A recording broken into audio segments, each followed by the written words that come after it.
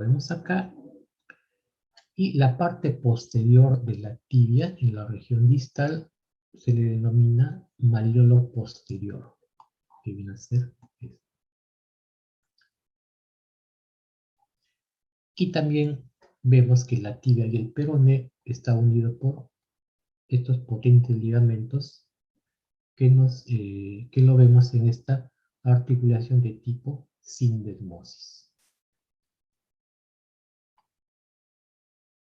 Fracturas malleolares de un solo malleolo vamos a tener una prevalencia de un 66%. Por ejemplo, fractura del malleolo peroneo. Fracturas bimalleolares vamos a encontrar que tiene una frecuencia de un 25%, fractura de ambos malleolos. Y fracturas trimalleolares, es decir, a la fractura del malleolo peroneo, a la fractura del malleolo tibial, le vamos a sumar la fractura del malleolo posterior, que viene a ser esta parte. Trimalleolares tenemos un 7%. ¿Cuál es el mecanismo de fractura de estas lesiones de tobillo? Depende mucho de la posición del pie en el momento del traumatismo. Por ejemplo, en una inversión, cuando la planta del pie mira hacia adentro, una inversión brusca cuando uno está caminando, por ejemplo, ¿qué es lo que pasa? En esta posición se hace una tracción del malleolo peroneo. Hay una fuerza de tracción, de tensión, de distracción. En cambio, el malleolo tibial, el astrágalo va a producir una compresión. Y si tenemos una eversión, la planta del pie mira hacia afuera, esta eversión brusca nos va a producir ¿qué? Al irse el pie hacia afuera bruscamente va a tensionar el malleolo tibial y se va a producir una fuerza de tracción, una fuerza de tensión que nos va a producir una fractura por abulsión. Y el astrágalo va a producir una fuerza de compresión a nivel del malleolo peroneo. Entonces vamos a tener fuerzas de compresión y fuerzas de distracción. Y a eso le vamos a sumar una fuerza de rotación. Si el pie rota, se va a producir una fractura por torsión, una fractura espiroidea. Estas son las tres fuerzas que tienen que ver con el mecanismo de producción de las fracturas. Esto fue estudiado por Lau Hansen, por ejemplo, en la supinación y aducción, que es un tipo. Lau Hansen nos dice que el mecanismo de supinación y aducción va a producir lo siguiente. Al supinar el pie, la planta del pie se va hacia adentro y el astrágalo va a producir una fuerza de compresión en el malleolo tibial y va a producir una fractura vertical. Al irse el pie hacia adentro, esta fuerza de tensión va a producir una fractura por abulsión en el malleolo peroneo.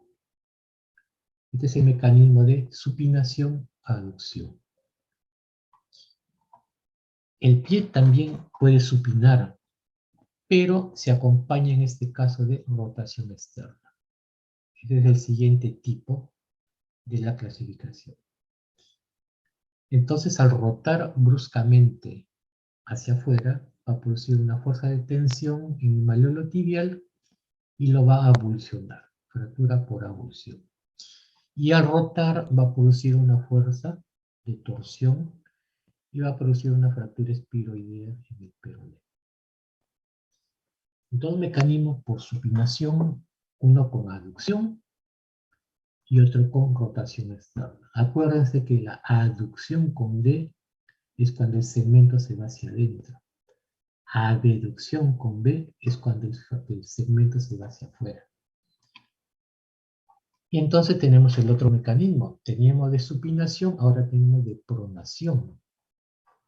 la planta del pie mira hacia afuera, pronación, y la acompañamos de una abducción.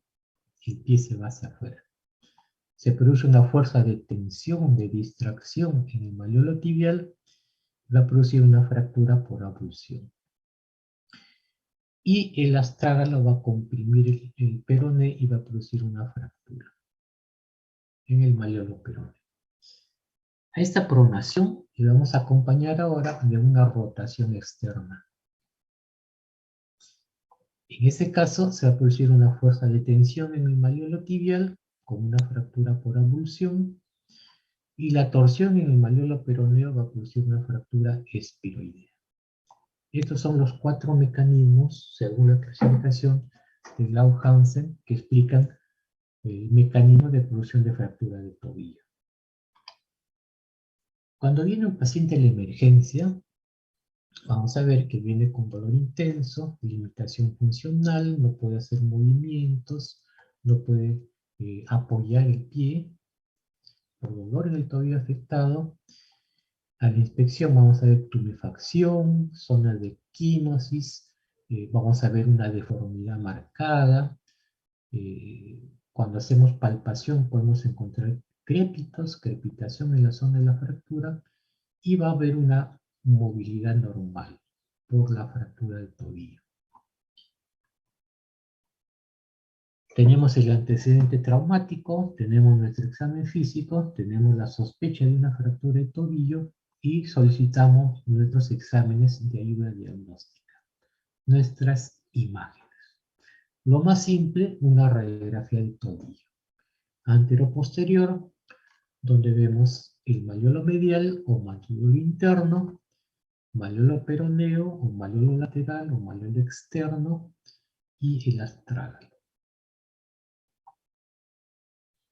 Algo interesante es que la tibia y el peroné, ustedes saben que se superponen. El peroné está por detrás de la tibia y la superposición deja esta imagen radiopaca. En la radiografía lateral del tobillo vamos a ver el malleolo tibial que está por acá, el malleolo peroneo que está por acá, el malleolo posterior que está acá, el astrágalo y el calcáneo. En la proyección anteroposterior muchas veces no nos permite ver bien esta mortaja. La mortaja es la separación entre el arco que produce la tibia con el peroné del astrágalo. Entonces, cuando queremos ver bien la mortaja, solicitamos una radiografía con 15 grados de rotación interna. Ahí podemos ver bien la mortaja. Porque este espacio nos va a servir, nos va a indicar cuando este espacio está alterado, quiere decir que puede haber un problema, una fractura en los malleolos. En la evaluación radiográfica también es interesante ver la mortaja.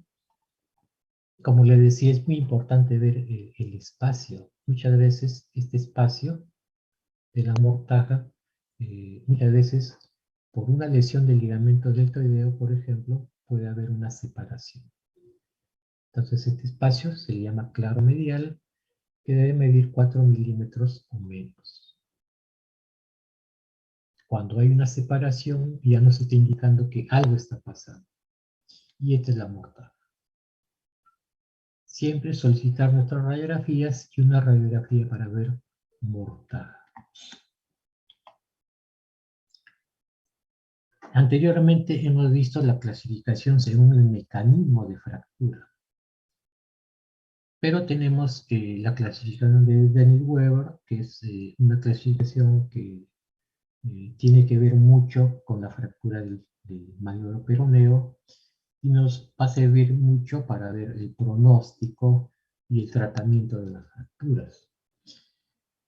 Daniel Weber, en su clasificación, toma como referencia la fractura del peroné y como parámetro la sindesmosis. Decíamos que la sindesmosis es la articulación sindesmótica, que es la unión de la tibia con el peroneo, y que está unido por tejido fibroso, con sus ligamentos tibio-peroneo anterior y tibio-peroneo posterior. Esta es la zona sindesmótica. Entonces, Weber nos dice que las fracturas tipo A, él le denomina tipo A las fracturas de malleolo peroneo que están por debajo de esta zona sindesmótica. Fracturas que afectan esta zona. Fracturas Weber tipo B son fracturas que afectan o que están a nivel de la sindesmosis. Como vemos acá, fractura a nivel de la sindesmosis.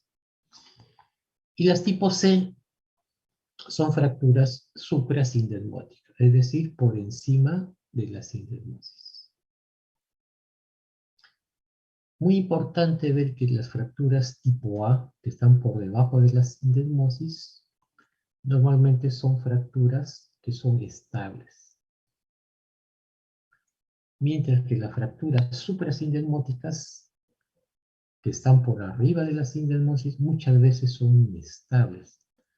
Porque este tipo de fracturas, la tipo C, se acompañan de ruptura de la sindesmosis. Y eso le va a producir la inestabilidad. Va a hacer que la fractura sea más compleja. Como ven, la clasificación de Daniel-Weber no toma como referencia al malleolo tibial, solo al malleolo peroneo. Y si nosotros hacemos una correlación entre las fracturas de clasificación Weber y su mecanismo según Lau-Hansen, vamos a ver que las tipo A de Weber, por debajo de la sindesmosis, se correlacionan con la fractura de Lau-Hansen en supinación y aducción. La tipo B de Weber, a nivel de la sindesmosis, se correlaciona con la fractura, según Lau-Hansen, con mecanismo de supinación y rotación externa. Y las fracturas tipo C de Weber, por encima de la sindesmosis, se correlacionan con las fracturas en pronación y rotación externa según Lau-Hansen. Y estas fracturas de pronación, rotación externa, hay fracturas con nombre propio, como la lesión o fractura de Meisenio, que es una fractura donde el peroné se lesiona, pero cerca de la rodilla, bien alta la fractura, con ruptura de la sindesmosis y ruptura de toda la membrana interósea, y le va a provocar mucha inestabilidad. ¿Cómo hacemos el tratamiento de la fractura de tobillo? Vamos a tener un tratamiento conservador, no quirúrgico, que siempre que se puede en traumatología es ideal hacer un tratamiento conservador por las complicaciones que trae las cirugías de fracturas. Hacemos un tratamiento conservador en las fracturas que son estables, que decíamos que estable es aquella que conforme pasa las horas no se desplaza. Y fracturas inestables son aquellas que se van desplazando. Entonces las fracturas estables, como por ejemplo esta es una fractura estable, no se va a desplazar, son fracturas que no están desplazadas o su desplazamiento es mínimo, como esta. Entonces estas fracturas pueden ser tratadas conservadoramente con un aparato de yeso. Voy a aplicar un yeso entonces tipo bota, 4 o 6 semanas, se solicita radiografías de control para ver el grado de consolidación y luego de lo cual entra un periodo de rehabilitación. Y la fractura de tobillo con tratamiento quirúrgico para todas aquellas fracturas inestables. Fracturas desplazadas. Estas fracturas, si se trata conservadoramente, pueden producir alteraciones en la articulación pueden provocar inestabilidad. ¿Y quiénes son estas fracturas? Tenemos acá las fracturas que se acompañan de lesión de la sindesmosis. Vemos cómo la mortaja se ensancha por lesión de la sindesmosis acompañada de una fractura de malleolo peroneo. Necesita tratamiento quirúrgico. Las fracturas de peroné que se acompañan de lesión del ligamento deltoideo. Por ejemplo, acá tenemos una fractura del malleolo peroneo que no está muy desplazada.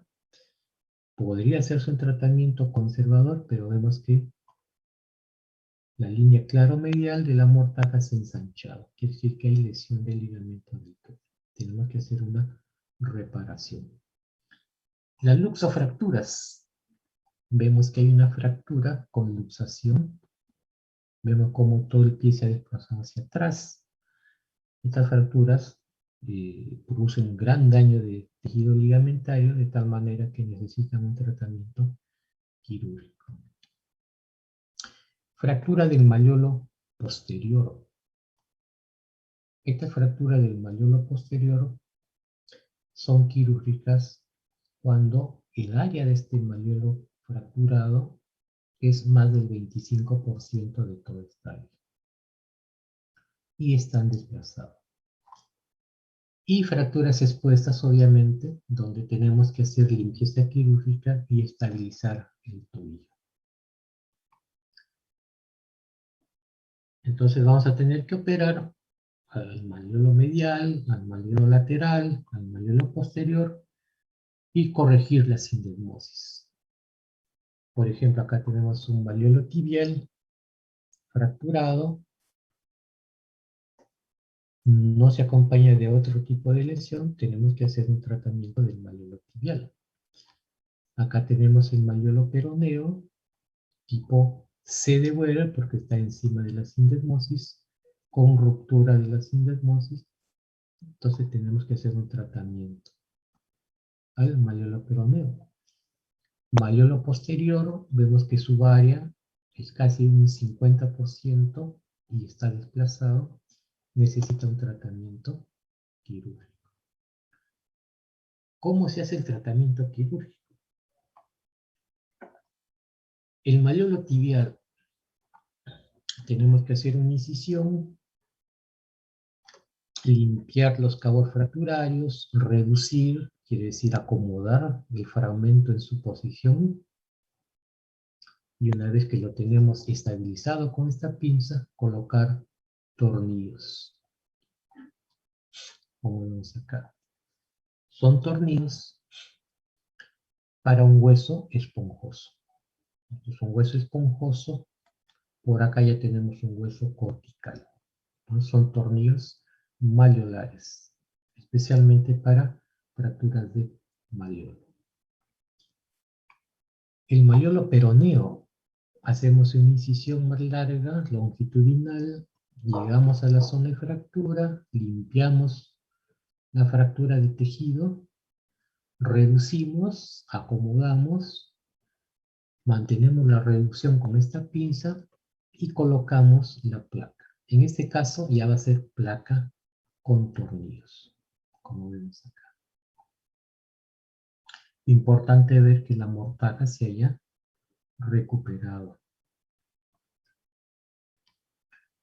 El malleolo posterior, como vemos acá, tenemos que hacer también una incisión posterior al borde del tendón de Aquiles, llegamos a la zona de fractura, lo reducimos, lo acomodamos y utilizamos para estabilizarlo tornillos de esponjosa que van de adelante hacia atrás. Muchas veces estas fracturas del malleolo posterior vienen acompañadas de fracturas de malleolo peroneo y muchas veces del malleolo tibial.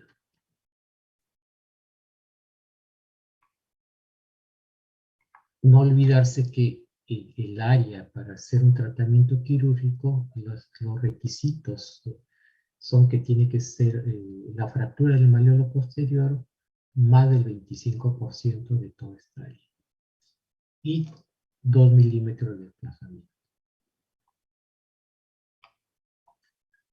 Y muchas veces tenemos los 3 malleolos fracturados, los 3 malleolos ya operados, y nos queda muchas veces reparar la ruptura de la sindesmosis, de los ligamentos tibio-peroneos, que producen una inestabilidad porque, como vemos, hay una apertura, un ensanchamiento de la mortaja, que nos va a producir una inestabilidad del pie. Y en este caso se coloca un tornillo que va del peroné a la tibia. Como el peroné está posterior a la tibia, tenemos que colocar un tornillo con estrangulación.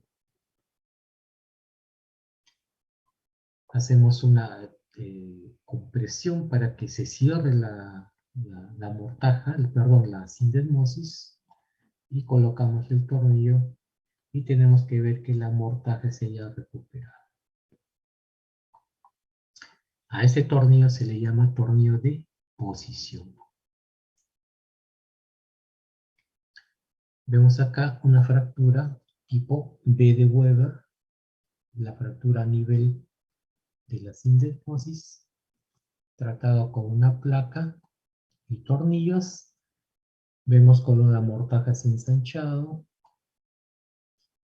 y tenemos fractura del malleolo tibial, colocamos su tornillo. Al reducir este fragmento, se mejora la mortaja.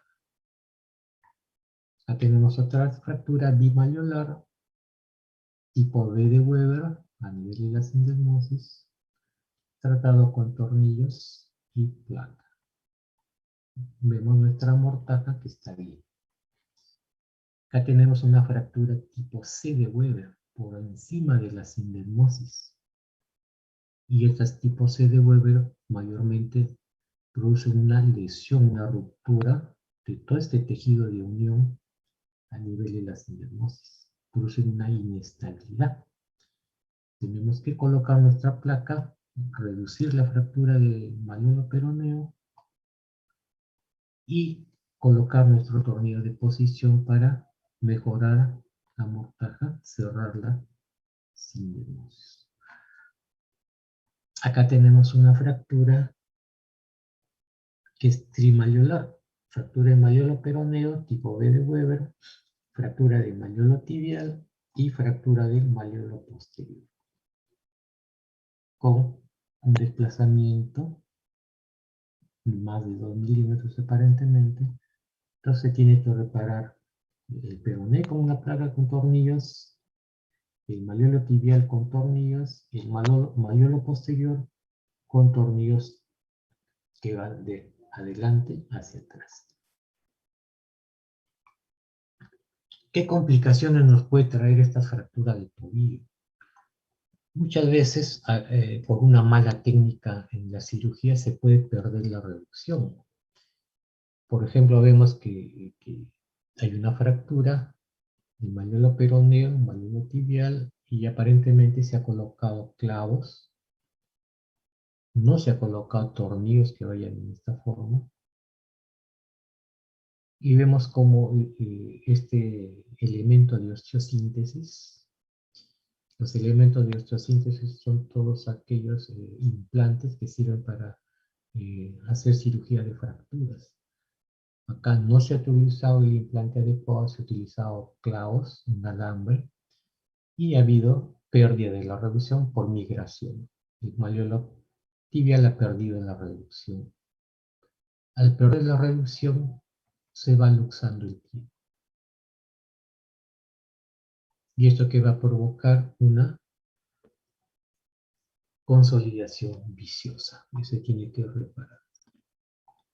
Entonces, aparte de la pérdida de la reducción, hay fracturas que pueden presentar como complicación una consolidación viciosa, muchas veces como consecuencia de esta pérdida de la reducción. Pseudoartrosis mayormente se ve en el malleolo medial, también se puede ver en el malleolo peroneo. Vemos como no hay consolidación. Ahí va una pseudoartrosis.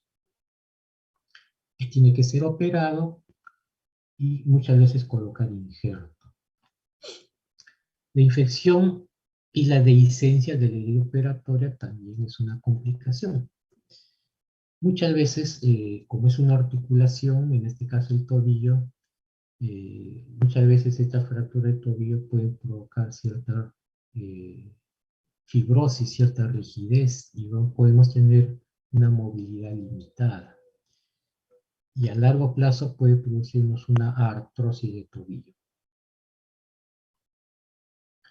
Y como consecuencia de ello se tiene que hacer cirugías de prótesis de tobillo o una artrodesis, que es fusionar la tibia con el astragalio, haciendo un único, como si fuera un solo hueso. Estas son las complicaciones de la fractura de tobillo. Y ahora vamos a pasar a ver lo que es el esguince de tobillo.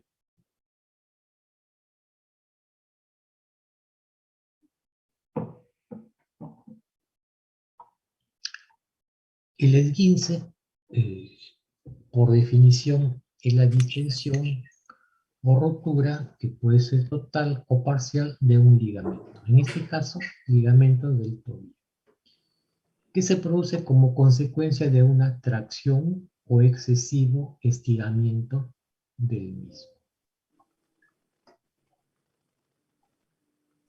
Nuevamente vemos a nuestros ligamentos tibio peroneo anterior y posterior, los ligamentos en la parte lateral del tobillo, que van del peroné al astrágalo y el calcáneo. En la parte interna, nuestros ligamentos que van de la tibia al astrágalo, al calcáneo, al escafoides, que conforman el ligamento deltoideo. Y todo esto va a formar un anillo que ante la lesión de uno de ellos nos puede provocar una inestabilidad. El esguince de tobillo es una de las patologías más frecuentes de todo el sistema musculoesquelético. Hay una incidencia de un caso por cada 10.000 habitantes. Son responsables de más del 40% de los traumatismos atendidos en las emergencias. Y se ve que el tobillo dominante es afectado 2 a 3 veces más frecuentemente. Y muy importante que es una lesión infravalorada, tanto por el médico como el propio paciente. Y muchas veces llegan a la emergencia pacientes con esguince de tobillo y muchas veces el médico indica que es mejor inmovilizar para un mejor tratamiento. Los pacientes muchas veces se resisten a colocarse un inmovilizador. Ellos creen que es una lesión no tan grave y muchas veces pasa 2 semanas, 3 semanas y pueden tener problemas crónicos de dolor residual, problemas de inestabilidad. Y por el contrario, muchas veces también el médico no hace el tratamiento adecuado, no le da el valor exacto a estas lesiones de tobillo. Vamos a tener lesiones a nivel lateral, a nivel interno o medial y al nivel de la sindesmosis. Las lesiones laterales son las más frecuentes, 85%, por un mecanismo de inversión. Y de estos ligamentos, el más afectado es el ligamento peroneo astragalino anterior, con un 70%. Las lesiones mediales, solo un 5%, por el mecanismo de eversión. Ven cómo la planta del pie mira hacia afuera. Solamente un 5%. Y la lesión de la sindesmosis se produce por rotación. Se produce un 10%. Y los afectados son los ligamentos tibio-peroneo.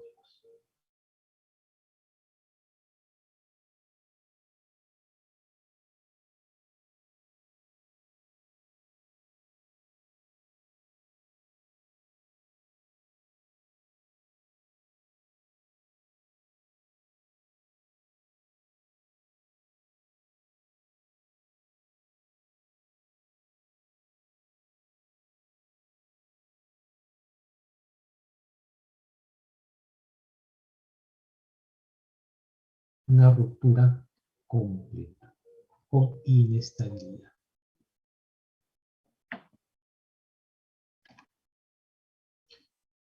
El cuadro clínico. Grado 1. Microdelgados, como veíamos, lesión leve, hay poco dolor, hay un discreto edema, como ven acá, no hay pérdida de la función, el paciente puede hacer movimiento del tobillo normal y no hay dificultad para la marcha. El grado 2, lesión del ligamento delgado menor al 50%. Va a haber un dolor ya moderado, con dolor a la compresión, a la palpación. Va a haber zonas equimóticas. Va a haber una pérdida funcional pero moderada. El paciente puede hacer movimientos pero con molestia. Y el paciente puede deambular, pero va a ser una marcha dolorosa. Y el grado 3 ya hay ruptura total del ligamento y es una lesión completa, va a haber el dolor más intenso, va a haber el edema más marcado, va a haber equimosis, pérdida de la función articular, el paciente es dificultoso hacer la flexioextensión del tobillo, va a haber dificultad para la marcha y vemos la inestabilidad por ruptura del ligamento.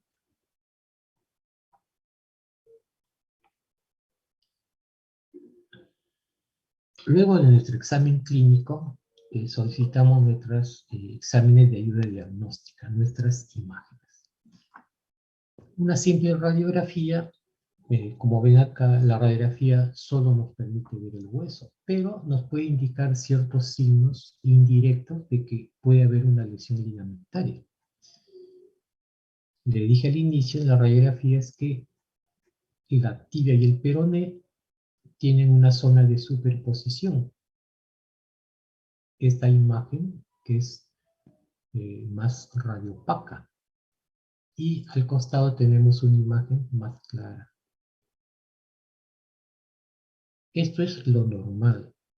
Si nosotros vemos que esta imagen radiopaca de superposición disminuye, como vemos acá, aumentando esta zona hiperclara, esta zona más oscura,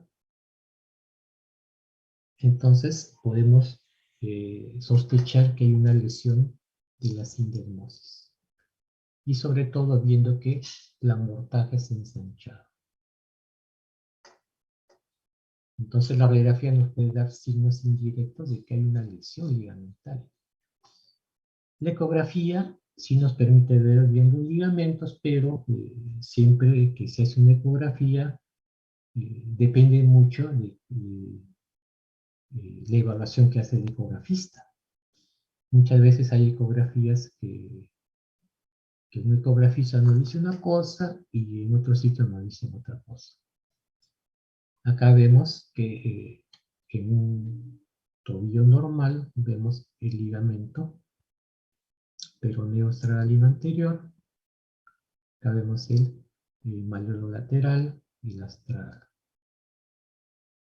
Y acá vemos cómo está lesionado. Siempre se compara el tobillo afectado con el tobillo sano. La tomografía, si bien es cierto, no nos permite ver bien lo que son ligamentos, pero sí nos permite ver si hay algún desprendimiento de un fragmento óseo o cartilaginoso. Sabemos que los ligamentos están adosados firmemente a la zona cartilaginosa de los huesos y muchas veces esta distracción del ligamento bruscamente puede producir fracturas por abulsión. Entonces, en ese caso, la tomografía sí nos puede ayudar. Y la resonancia magnética, que es un examen que nos ayuda mucho a ver las lesiones ligamentarias. Por ejemplo, acá tenemos también la comparación del lado afectado con el lado sano, ¿no? Vemos cómo la sindesmosis está bien, tenemos el ligamento peroneo extragalino anterior y posterior que están bien, la unión está bien, pero ya acá vemos cómo se ha alterado. Hay una separación de la tibia con el peroné, lesión del ligamento peroneo extragalino, tanto anterior como posterior.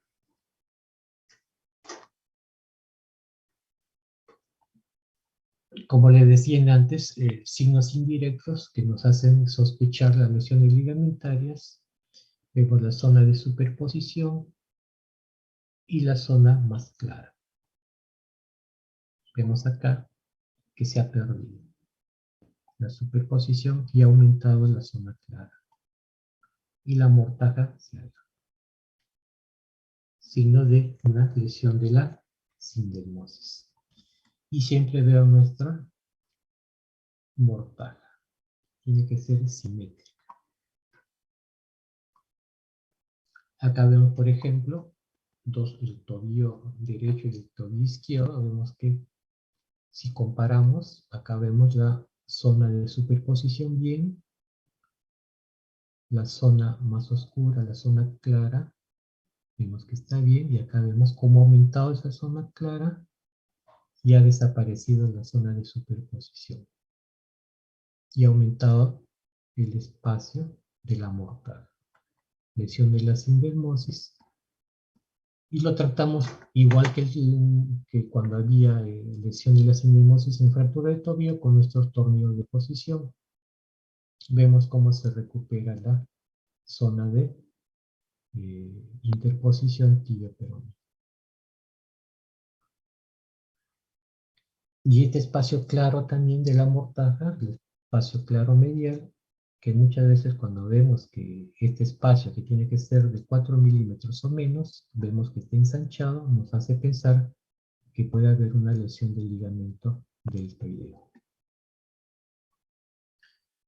Muchas veces se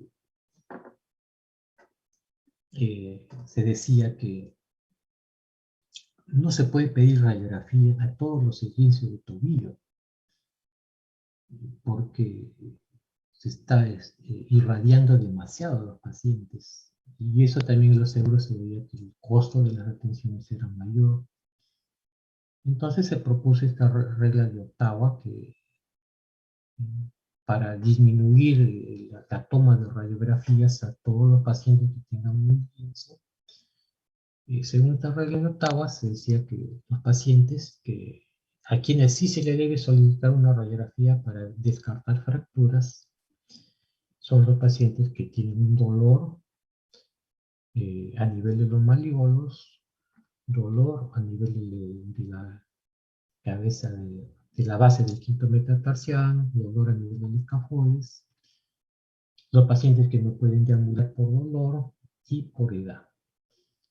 Y cuando cumplían uno o dos de estos parámetros se les tomaba radiografía. Y actualmente muchas veces los pacientes por problemas de problemas legales, muchas veces en la emergencia se le toma radiografías a todos los pacientes que han tenido emergencia, como que se ha dejado un poco de lado esta regla de Ottawa.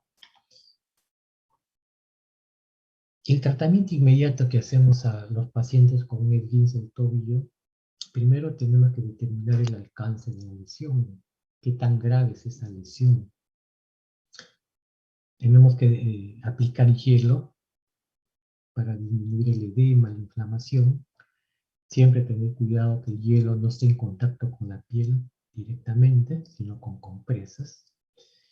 Y elevamos la extremidad, todo esto para disminuir la inflamación.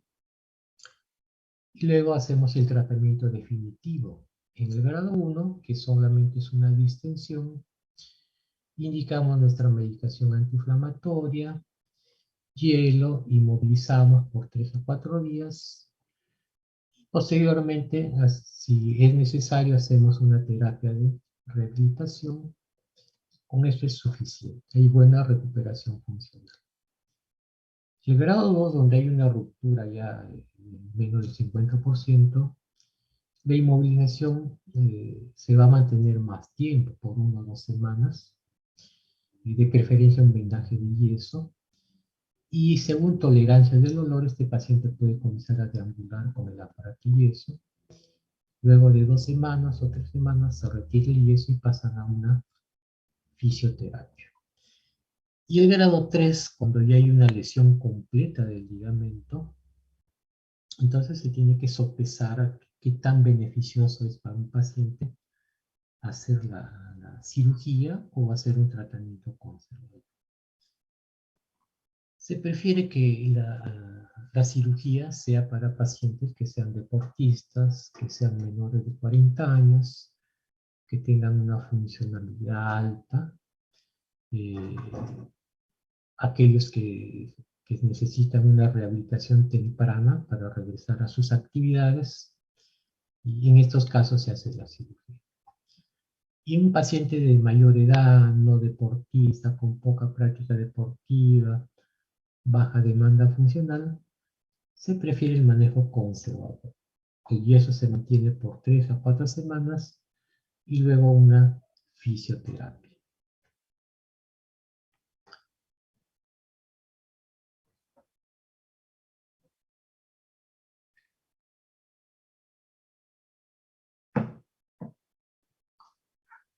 Ahora vamos a ver la fractura del pilón tibial. Decíamos que en nuestra anatomía teníamos el malleolo peroneo, el malleolo tibial, y acá tenemos la parte distal de la tibia, y en la parte anterior tenemos esta porción, que es el pilón anterior. Y esta parte es el malleolo posterior que veíamos en las fracturas de tobillo. Estas son las fracturas del pilón tibial que afectan esta zona, como vemos acá.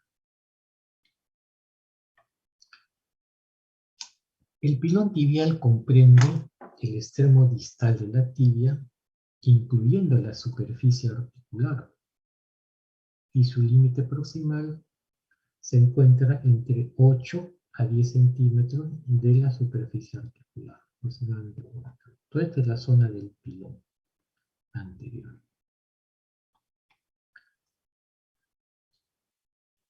De todas las fracturas tibiales, un 5 o un 7% son las fracturas del pilón tibial. Generalmente hay un predominio masculino, 57 a 65% según reportes, y hay una distribución bimodal. Hay picos entre los 25 años y hay otro pico a los 50 años.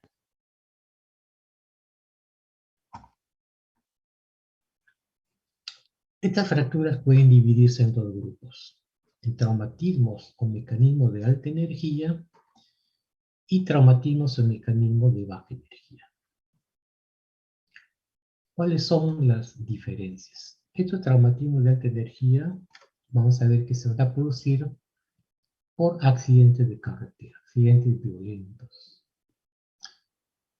Traumatismos por precipitación, como personas que practican el esquí, por caídas de altura. Y los traumatismos de baja energía, muchas veces son personas de edad avanzada, que ya presentan osteoporosis y muchas veces por una caída simple en la casa.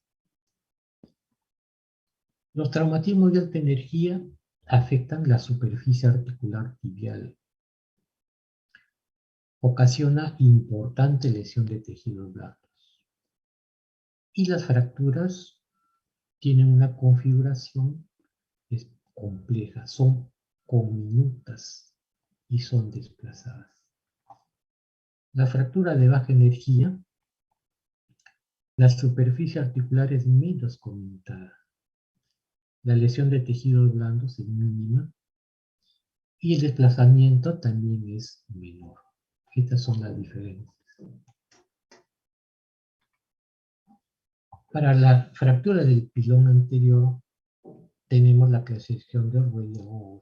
Él se basa en la conminución y el grado de afectación de la carie articular. Vemos como, por ejemplo, esta fractura con afectación de la carie articular no está desplazada, es el tipo 1. Acá vemos que hay un desplazamiento moderado, tipo 2, y el tipo 3 es muy desplazado con mayor conminución, mayor número de fragmentos, el tipo 3. En el examen clínico, en la evaluación clínica, al ser fracturas de alta energía, entonces nuestra evaluación debe incluir siempre descartar lesiones neurovasculares, lesiones de nervios, lesiones de arteria, ver la parte blanda, cómo está la piel, la herida, qué tan afectada está el miembro, ver si hay exposición ósea, eh, tener cuidado de un síndrome compartimental. Entonces tenemos que hacer nuestra exploración para descartar esos problemas que pueden poner en riesgo el miembro del paciente. Cuando ya se ve en esta exploración que hay fracturas que son muy desplazadas, que hay luxaciones, se debe tratar de reducir inmediatamente y estabilizarlas temporalmente.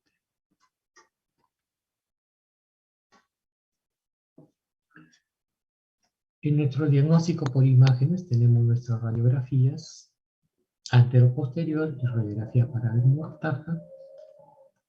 Se debe incluir toda la tibia con nuestro tobillo. Tibia, malleolo tibial, malleolo peroneo y también radiografía de pie para descartar lesiones que se acompañen.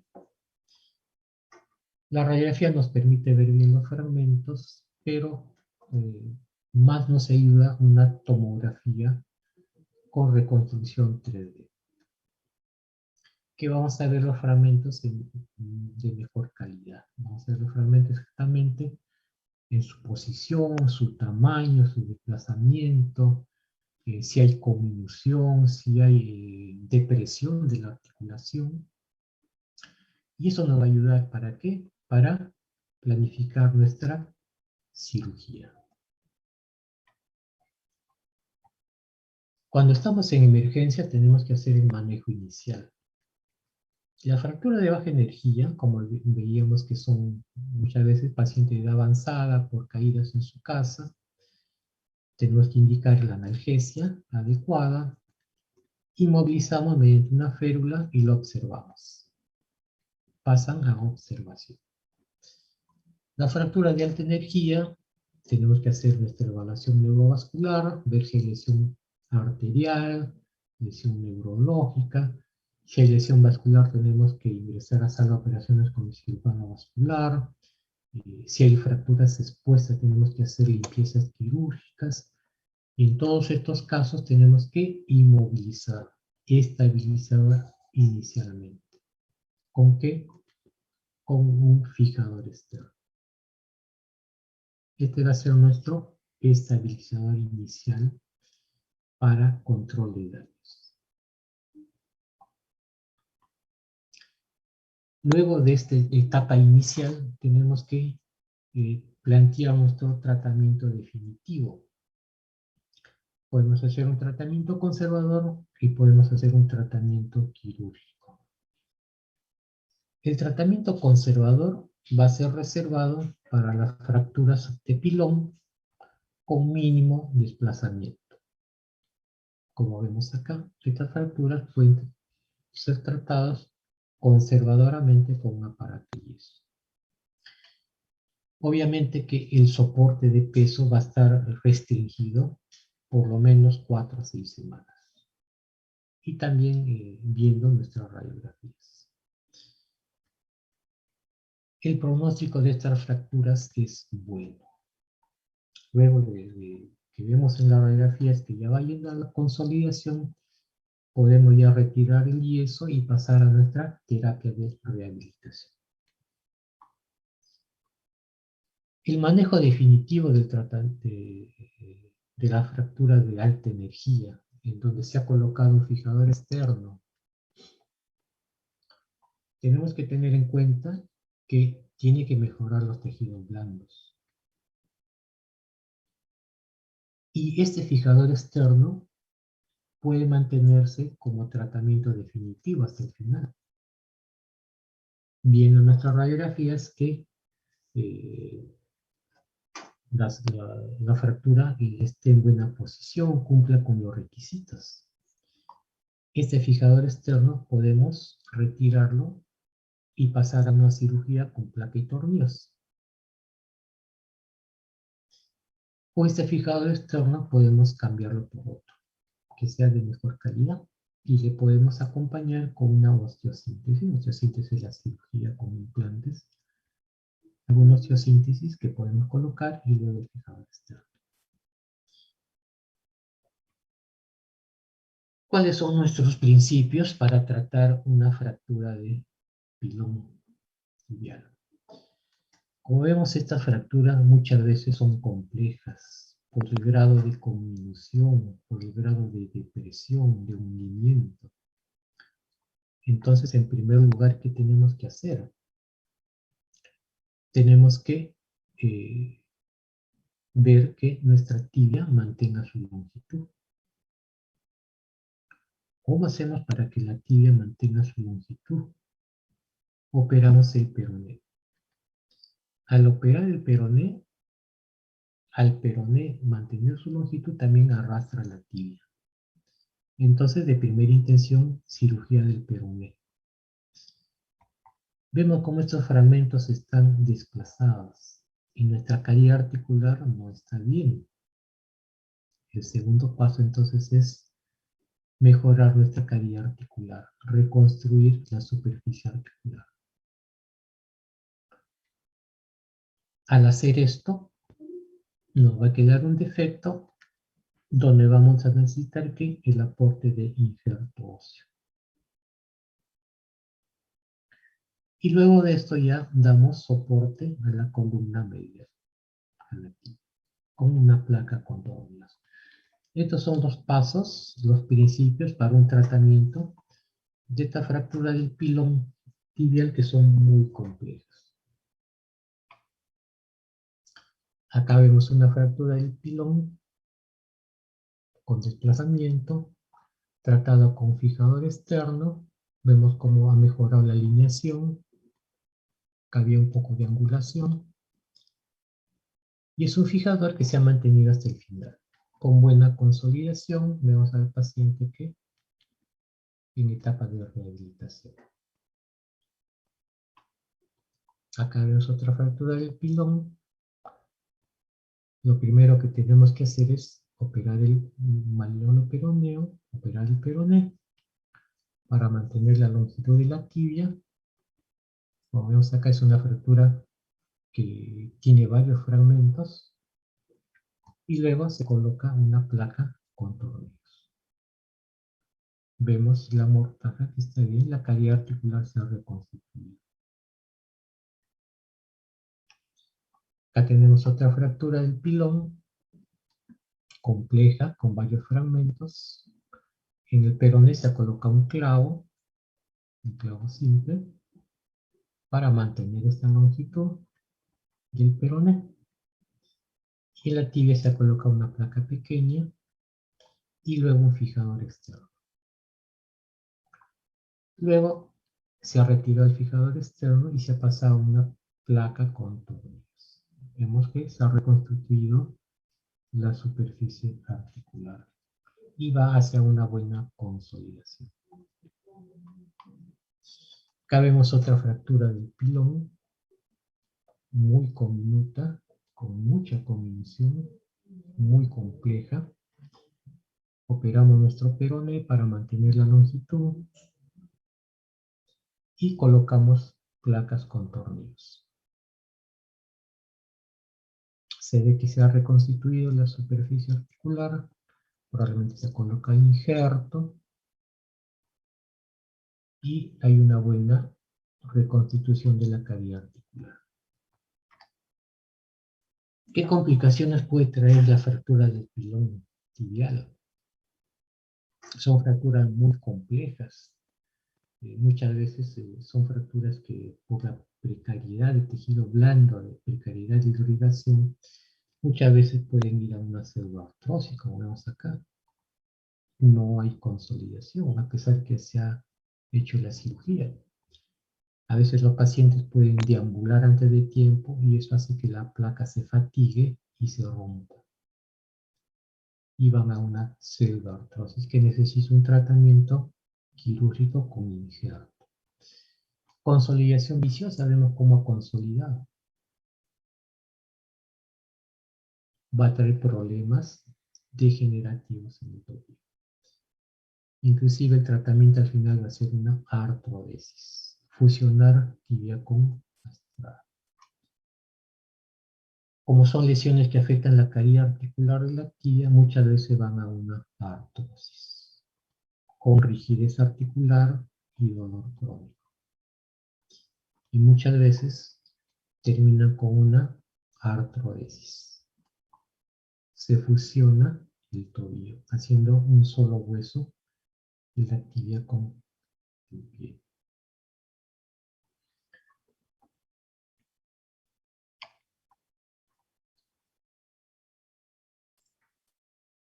Esta es la clase de hoy día sobre fracturas muy complejas que se ven en traumatología. Si tuvieran alguna pregunta.